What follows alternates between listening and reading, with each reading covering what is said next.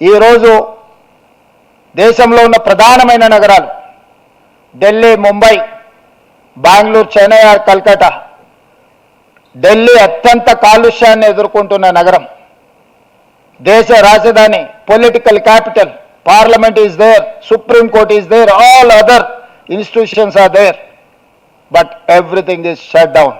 Schools నుంచి మొదలు పెడితే పార్లమెంట్ వరకు ఢిల్లీలో సెలవులు ప్రకటించే పరిస్థితి వచ్చింది.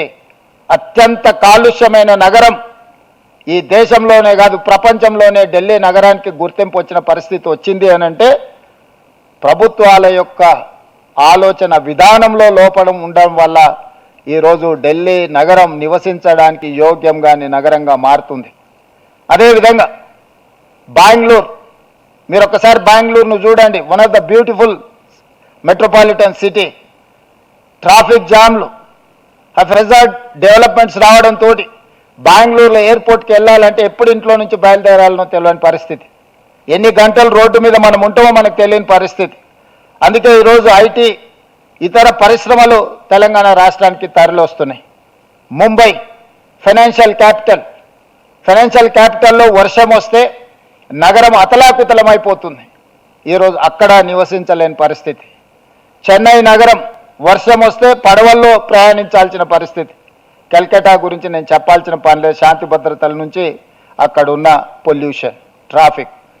సో ఈ మెట్రోపాలిటన్ నగరాల నుంచి హైదరాబాద్ నగరం కానీ ముఖ్యంగా పోలీస్ శాఖ నిశితంగా గమనించి నేర్చుకోవాల్సిన అవసరం ఉన్నది. పొల్యూషన్ కంట్రోల్ చేయాలన్నా, ట్రాఫిక్ను స్ట్రీమ్ లైన్ చేయాలన్నా, న్యాచురల్ కెలామిటీస్ అడ్రస్ చేయాలన్నా, పోస్ట్ కోవిడ్ రిఫ్లెక్షన్స్ ఏమొస్తున్నాయి, కోవిడ్ తర్వాత జరిగిన క్లైమేట్ చేంజెస్ని మనం అర్థం చేసుకోవాల్సిన అవసరం ఉన్నది. That is the biggest challenge for అస్.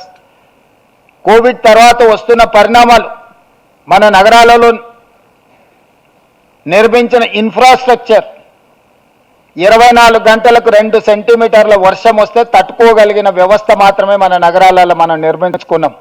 మన లెక్కంతా 24 గంటలలో 2 సెంటీమీటర్ల అత్యధిక వర్షపాతం వస్తుందని ఒక అంచనా వేసుకొని ఈ మెట్రోపాలిటన్ నగరాలలో మనకున్న డ్రైనేజ్ వ్యవస్థ కానీ, రోడ్ వ్యవస్థ కానీ, ట్రాఫిక్ సిస్టమ్ కానీ, everything we have made based on the 2 centimetres in 24 hours.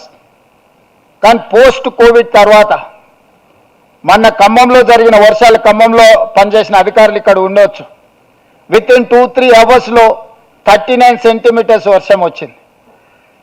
హైదరాబాద్లో ఆల్మోస్ట్ 40 సెంటీమీటర్స్ వర్షం వచ్చింది with in 2 hours, 3 hours. So మన ఎకో సిస్టమే రెడీగా లేదు. మనం ఎవరం ఈ అర్బన్ ఛాలెంజెస్ను, ఈ క్లైమేట్ చేంజెస్ని, వీటన్నిటిని మనం అర్థం చేసుకోవడానికి ట్రై చేయట్లేదు. ఈ సిస్టంలో ఫస్ట్ బ్లేమ్ అయ్యేది పోలీస్ వ్యవస్థ. మొట్టమొదట ఏ ఆపత్తి వచ్చినా, ఏ సమస్య వచ్చినా, అది డిజాస్టర్ త్రూ వచ్చిందా, న్యాచురల్ కెలామిటీ వచ్చిందా, ఏ సిస్టంలో వచ్చినా కూడా ప్రజలు మొట్టమొదట సహాయం కోసం చూసేది పోలీస్ వ్యవస్థ.